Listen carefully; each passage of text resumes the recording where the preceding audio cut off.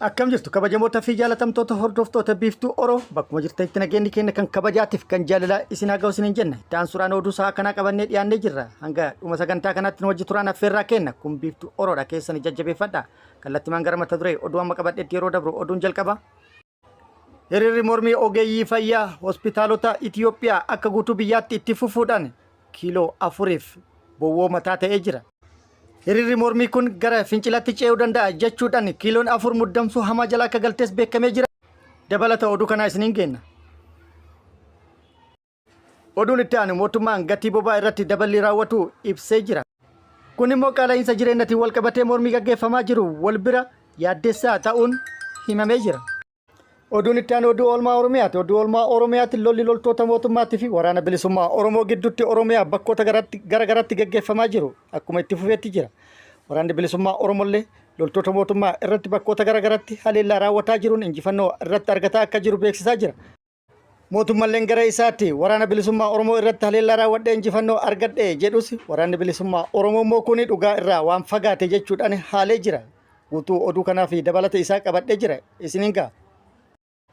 Oduu kanneenii fi kan biroo wajjin isin wajjin ka turu ani Bariisoo Ganamooti. Guutuun oduu akka itti aanu kanatti isiniif dhiyaata.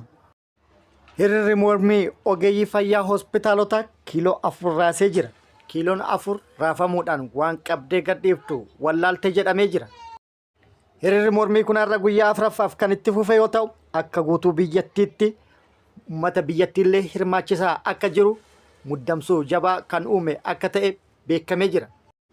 Akka odeeffannoon bahu ibsaa jirutti hiriirri guyyaa har'aa gaggeeffamaa jiru gara fincilaatti jijjiiramaa akka jiru bakkoota tokko tokkotti wantoonni mul'isan yookaan mul'atan jiru jechuudhaan himamaa jira.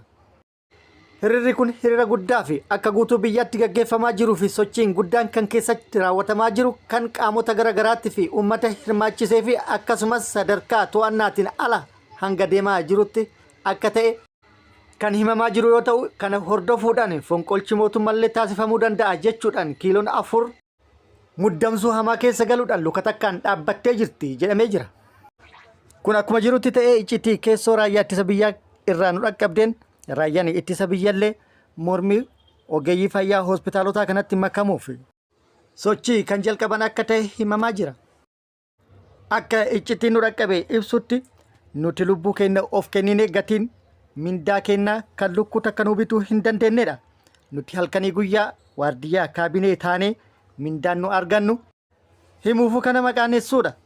Ka hojii keenya wali hin madaalle mindaa hagatanaatiin kaabinee fi halkanii guyyaa waardiyyaa taanee kaabineen immoo wiskii cirriqataa jiraachuun wal bira deemuu hin danda'u. Kanaaf mindaa yoo nu dabalame yoo hin dabalamne taate immoo gara tarkaanfii nuti barbaachisutti ceena jechuudhaan akeekkachiisaa akka jiranis dhagahamee jira.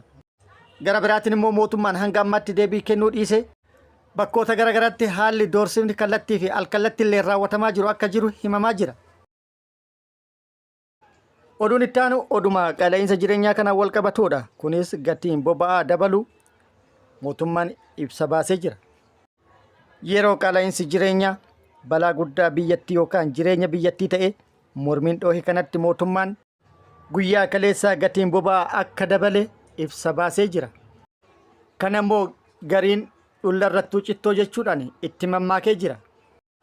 Daballiin boba'aa kun immoo qaala'insa jireenyaa durumaa qaala'ee jecha qaala'insa jedhu kana bira dabree jecha ittiin waamamu dhabe kana balaa hamaa keessa kan geessu jechuudhaan hedduun tilmaamanii jiru.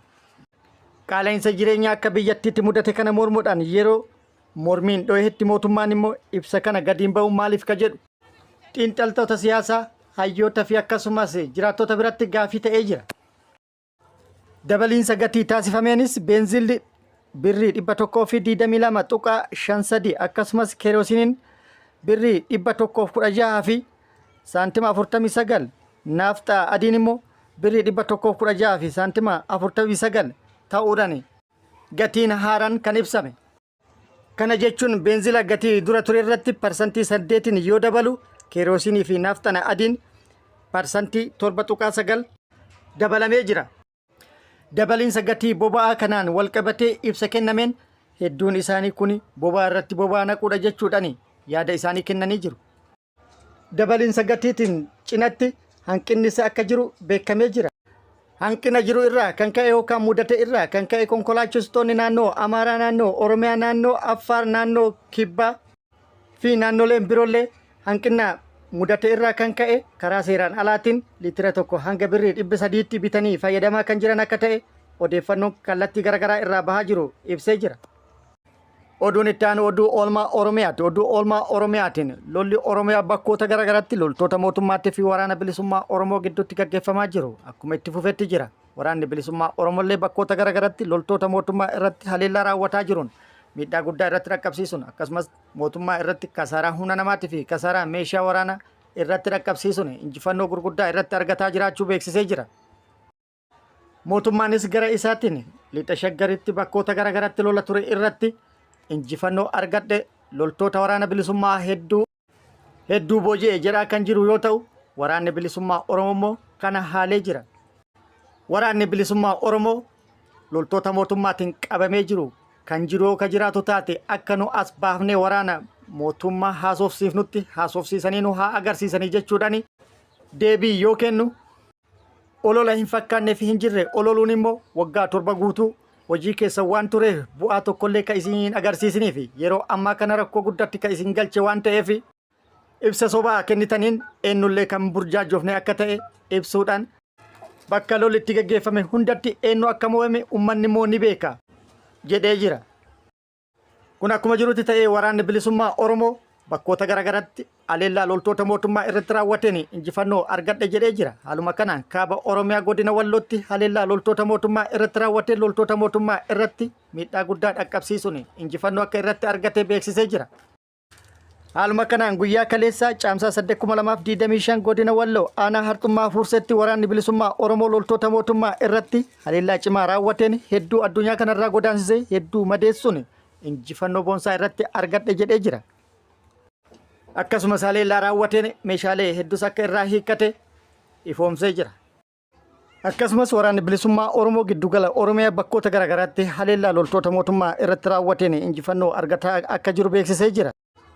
Haaluma kanaan guyyaa kaleessaa caamsaa 8,2025 lixa shaggara aanaa Iluu Galaanitti haleellaa loltoota mootummaa irratti raawwateen loltoota mootummaa irratti miidhaa dhaqqabsiisuu himee jira. Aanaa Iluu Galaan ganda dibii gara gultii iddoo addaa bosona muluu jedhamutti haleellaa loltoota mootummaa irratti haxeedhuudhaan raawwateen miidhaa irratti dhaqqabsiisee jira. Miidhaa irratti dhaqqabsiiseen kan madeessee fi akkasumas addunyaa kanarraa kan godaasise kan jiru akka ta'ee fi kan hafte immoo akka baqachiise odeeffannoon nu ga'e himee jira. Akkasumas lixa Oromiyaa bakkoota garaagaraatti haleellaa loltoota mootummaa irratti raawwateen loltoota mootummaa irratti miidhaa dhaqqabsiisuun injifannoo akka irratti argate odeeffannoon nu ga'ee jira. Yeroo itti aanutti qindeeffannee kan dhufnu ta'a. Oduu kaaba Itoophiyaa irraa nu geetteen bulchiinsi yeroo naannoo Tigraay ibsa hariiroo TPLF Eertiraa waliin cimsatee dura dhaabbatu baasee jira. TPLF garee Debretsiyoon Gabra Mikaa'eliin hoogganamu ajaja boordiin filannoo Itoophiyaa TPLF akka haratti haa galmaa'u jedhu diduudhaan dura dhaabbatee jira. Guyyaan kennameefis kan dhumaa jiru yoo ta'u kana akkasumatti dhiisee hariiroo dippiloomaasii biyyoota alaa waliin uumuu itti fufee jira. Biyyi inni hariiroo waliin uumate takka Eertiraa yoo taatu Eertiraan hulaa galaanaa hanga hayyamutti deemtee itti fayyadamus akka jalqaban odeeffannoon gara sirraa baate yeroo garaagaraatti nu geettu ibsitee turte. Haalli kun kan ittiin tolin bulchiinsi yeroo naannoo Tigraay kan mootummaa federaalaatiin hoogganamu ibsa baasee jira. Ibsa baaseenis hariiroo alaa kamuu beekamtii isaatiin ala yookaan beekamtii bulchiinsa yeroo naannoo Tigraayitiin ala godhamu kamiyyuu akka hin fudhanne beeksisee jira.